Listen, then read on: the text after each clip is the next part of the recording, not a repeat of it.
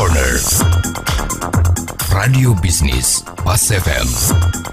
Halo mitra bisnis, Tina Amelia bersama Anda kembali dalam Tax Corner menjawab pertanyaan Anda yang sudah dikirim ke redaksi Pas FM. Pertanyaan kali ini datang dari Ibu Devi di Tangerang. Pak Agus, saya mau menanyakan kepada Bapak terkait perlakuan PPN atas penyerahan barang atas penjualan kepada customer di luar negeri yaitu di Malaysia. Jadi perusahaan kami sebagai penjual mendapat pesanan barang yang harus diserahkan di Malaysia kepada pihak pembeli. Barang tersebut dibeli dari prinsipal kami di China.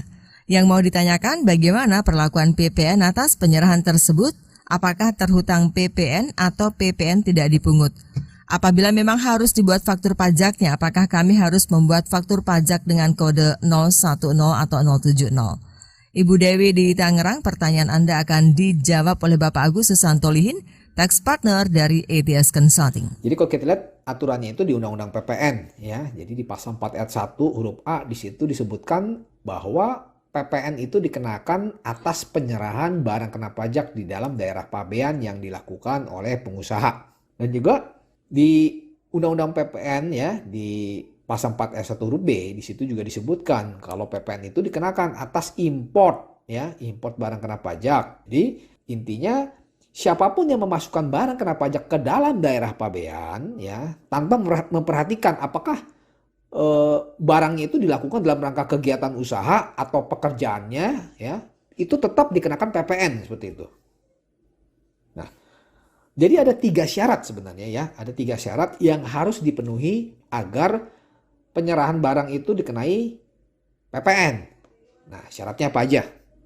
Nah, yang pertama itu adalah barang berwujud yang diserahkan merupakan barang kena pajak. Nah, syarat yang kedua adalah penyerahan itu dilakukan di dalam daerah pabean. Nah, dan syarat yang ketiga, penyerahannya itu dilakukan dalam rangka kegiatan usaha atau pekerjaannya. Nah, jadi syarat itu bersifat kumulatif. 3 syaratnya kumulatif.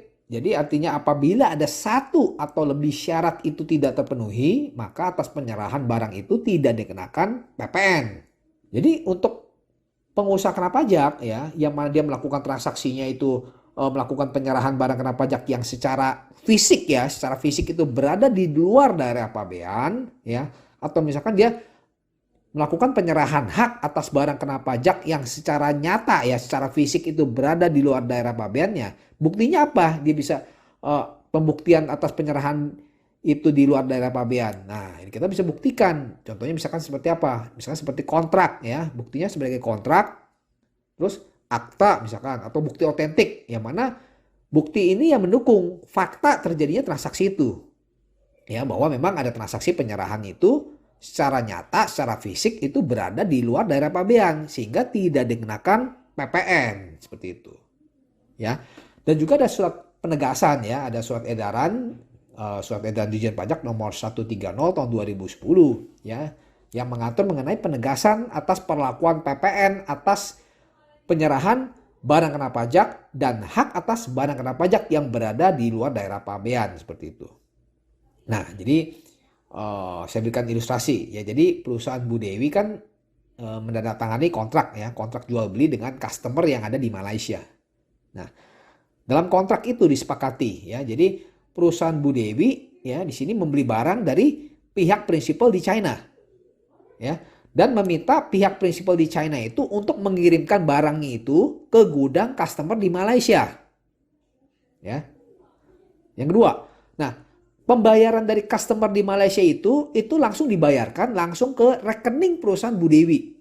Ya, di sini perusahaan ibu juga ada melakukan pembayaran atas pembelian barang itu kepada prinsipalnya di China seperti itu. Nah, artinya apa?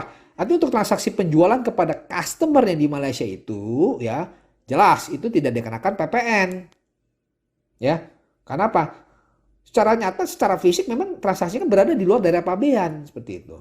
Nah, karena PPN-nya tidak terutang ya, otomatis tidak diterbitkan faktur pajak seperti itu ya, karena tadi saya sudah sebutkan karena secara fisiknya itu penyerahan barang kena pajak itu secara fisik ya, itu berada di luar daerah pabean seperti itu.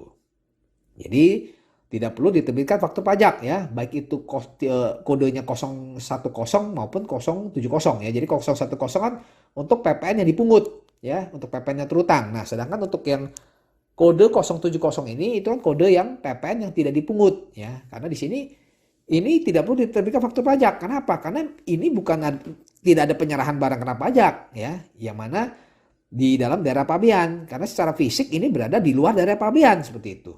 Nah, terus bagaimana pengisian di SPT PPN-nya ya bagi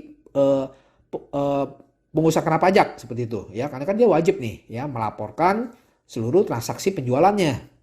Nah, jadi untuk pelaporan di SPT masa PPN ya atas transaksi terkait hal ini ya untuk perusahaan si Bu Dewi ini ya, maka dilaporkan ke dalam penyerahan barang kena pajak yang berada di luar daerah pabean ini. Jadi tetap dilaporkan ya transaksinya Bu Dewi ya, perusahaan Bu Dewi ini tetap dilaporkan ke dalam di SPT masa PPN. Itu ada di kolom induk itu ya, di bagian 1 huruf B, di situ ada namanya penyerahan yang tidak terutang PPN ya. Di situ di formulir induk Ibu bisa isi ya untuk transaksi kepada customer yang di Malaysia ini ya. Jadi Ibu isi berapa nilai transaksinya.